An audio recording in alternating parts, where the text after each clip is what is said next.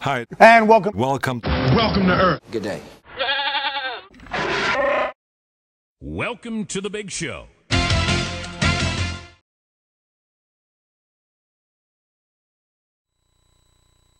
All right, what's up, everybody? It's Mr. A, and today we're taking a look at section 2.1, which is talking about functions.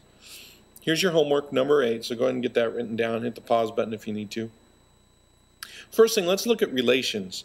Now, think of relations as almost like a relationship between two sets of numbers, okay? So, for example, if these are my input values here, then I might have, like, let's say 2, 1, 4, and then these are my output values, meaning I take the input values and I do something to them, and then they come out as output values, so maybe 5, 4, and 7. And what we can do is we're going to show a mapping. So what we're drawing right here, this is called a mapping. And what that means is that the number 2 gets mapped over to the number 5. So something happens to it, we do something to it, and then it becomes 5. Well, can you tell what that relationship is? Maybe not just with that set of input and output numbers, but maybe with this one as well, and then the last set. You can see that if I put in 2, it gets mapped to 5, 1 gets mapped to 4, 4 to 7. So we can probably say that the input value, which is x, we'll call these our x values, plus 3 becomes our output values. So this rule looks like y is equal to x plus 3, right?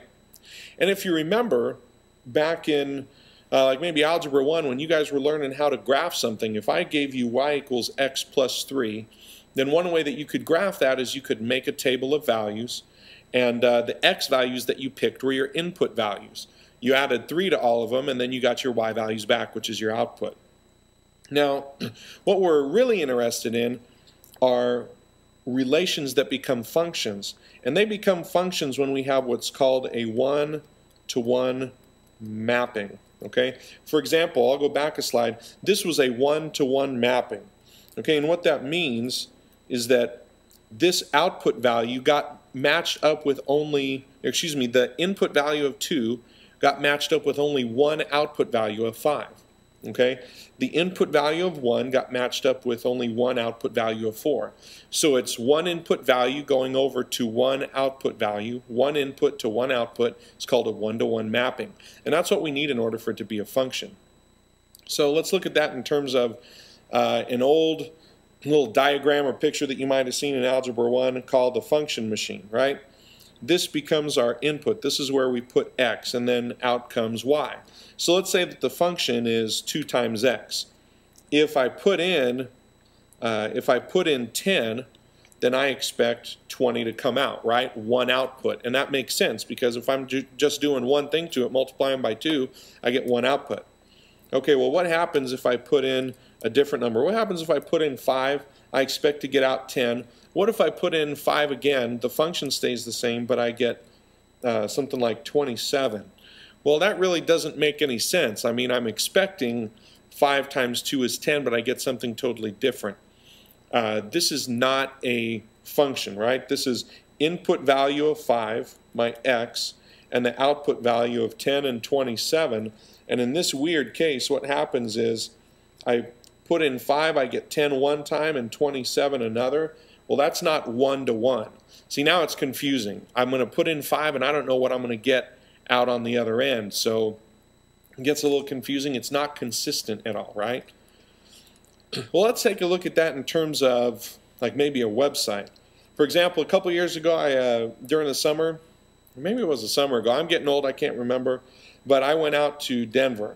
So you go on like your favorite website, Orbitz, and let's say we're going to go from Bakersfield Airport and we're going to head out to Denver. Well, when I hit the Find Flights button, if I am going to get one kind of flight back, right, like round trip, non-stop flight, how many, the ticket price from, like if my input is Denver, right, for my destination, then what's my output? So the city is my input, and my output is going to be dollars. Well, it's like 350 bucks, right? Now that is a one-to-one mapping. Now let's say I put in, hey, I want to go to Los Angeles, and I get 50 bucks. Okay, that makes sense. This is right now a function.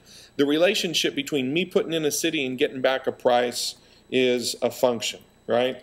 Now, it wouldn't be a function if this happened. Like if I put in Los Angeles one time, it says 50 bucks, and then just a couple seconds later I put in Los Angeles, it says 350. It's confusing, it's not consistent, so it's not a function. Okay, now let's take a look at another scenario. Now the other day we were looking at Dallas Stadium, right? The pictures, the video. So let's say, no, I want to go to Dallas, and it comes back a price of 350. Okay, is that a function? Well, you might think because there's a couple arrows floating around in there that it's not a function, but actually it is a function because each element in the domain gets paired up with only one element in the range. Okay, this is called your domain, which is your input values. This is called your range, just another way to label it or call it. Your X values, your Y values, same as domain and range respectively. So I put in Dallas and I get 350 back. Well, is it a function? Yes, because there's still one input value gets paired with only one output value. Now, ask yourself, is it consistent? Do I get the same price back every time? Yes, I put in Dallas, I always get 350. I put in Denver, I always get 350. And it's not a bad thing that they have the same price. That can happen, right? You go to different cities, but they have the same price to get there because they might be the same distance. So it might cost you the same. Now, what can I do to make this not a function? Well, maybe I could add in another price, right? And then draw the line from Dallas to 150. Now that doesn't make sense. How much am I paying to get to Dallas? 350 or 150 through the same airline and through, same kind of trip? Okay, so here's an example. This is kind of like 19 through 21. Is this a function? Yeah, absolutely. One element in the domain, which is the animals, dog, duck, and rabbit, gets paired up with one element in the range. How about this? And these are real numbers, but of course it might be a couple years old now because the unemployment rate is much higher. Is this a function? Yeah, you got it. It is a function because it's a one-to-one mapping, okay? One element here in my input gets paired up with only one element there in the output. Is this a function? Okay, I heard all you guys saying no, but it is a function because now this is the one that's confusing you right here, that 23. But look at McDonald's McChicken. That one gets paired up with one element, 23 fat grams.